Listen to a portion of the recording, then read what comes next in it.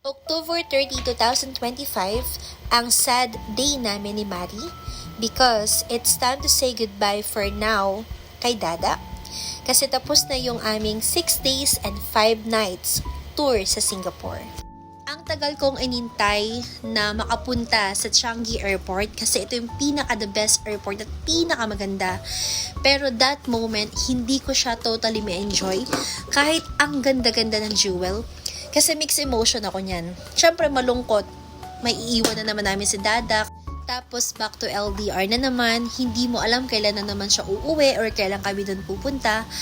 And fast forward, di ko expect na mangyayari sa amin yun ni Matt pauwi ng Pilipinas nang dahil sa pagpapalit ng gate number from C to letter D and then first time ko sa Changi, grabe yung stress ko. As in, ayaw pa maglakad ni Matt, iyak siya ng iyak, gusto niya magpabuhat.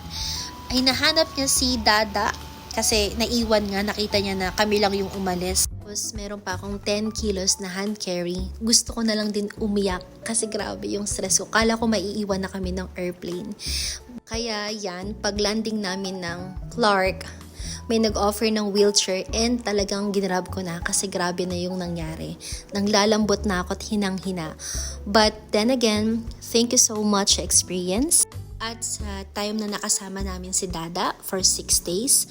And hope to see you soon again, either sa Pinas or sa Singapore. Thank you so much for watching!